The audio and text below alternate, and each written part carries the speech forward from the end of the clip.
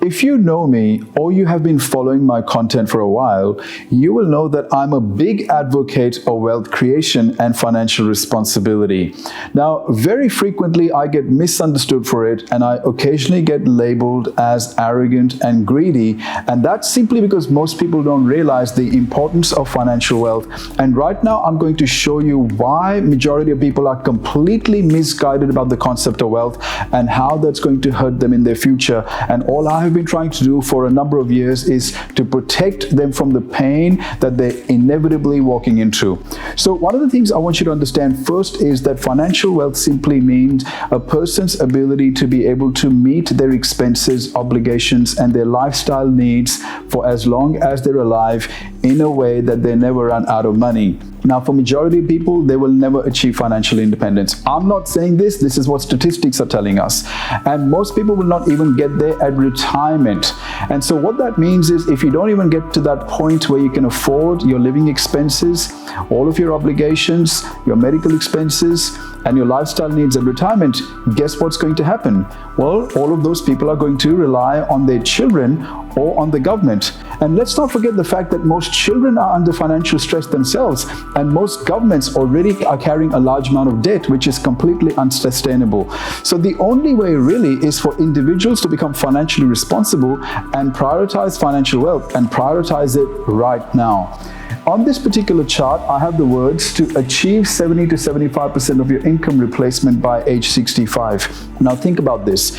If you were turning 65 tomorrow, won't you want enough of an asset base that gives you your employment income, a percentage of your employment income, 70 to 75% of your employment income at the very least, each year, every year, so that you can continue to pay for your housing expenses, you can continue to pay for your bills, continue to pay for your food and petrol, and maybe even presents for the grandchildren. Now, for majority of people, this is not going to happen simply because you need to start quite early in life. You see, even if you're 25 years of age today, you need to find a way to take 12% of your current income and invest that every year from now, from the age of 25, every single year until you turn 65. And your net worth, which is your total assets, excluding your home, should be at least 0.1% of your annual income. Now, for majority of people, I know that they're not even at this point yet. And the problem gets worse. Once you're 35, you need to continue to still invest 12% of your income into some sort of long-term investing, but your net worth should have grown to at least 1.3 times your annual income. So if your annual income is $100,000, by the age of 35, you should have at least $130,000 in net assets. And again, I can tell you, a lot of people don't have it. In fact, a lot of people that I know, even at the age of 35 or 45, have a negative net worth, meaning that the debt that they have, the liabilities that they have, exceed the assets that they have. At the age of 45, the percentage of money that you need to invest on an ongoing basis increases to 15%.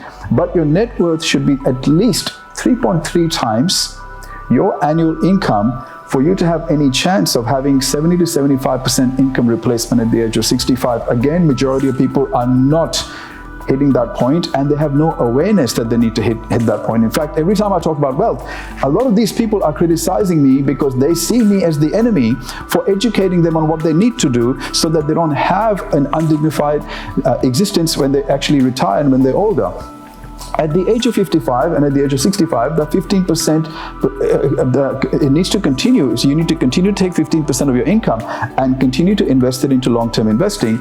But the net worth needs to increase. At the age of 55, your net worth should be 6.5 times your annual income. So that means if your annual income is $100,000, your net worth should be at least $650,000.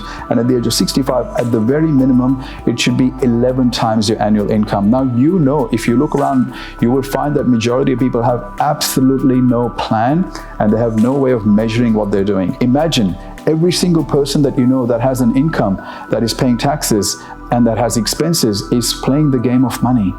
And yet, majority of people who are playing the game don't know how to read the scoreboard and don't understand the rules of money.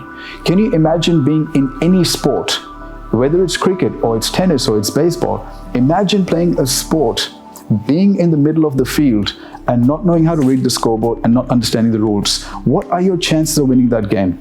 You see, it is absolutely imperative that people get extremely serious about money and wealth and stop denying it and stop making themselves out to be this spiritual being that doesn't care about money. You see, the worst thing that you can do right now and the most irresponsible thing that you can do right now if you're struggling financially is to deny the importance of money and wealth. So my message is simply this: understand where you're at, what life stage you're at, and understand why you need to prioritize financial wealth, because if you don't do it right now, inadvertently, at some point, the future is going to be here. And the question is, are you going to be prepared for the future or not?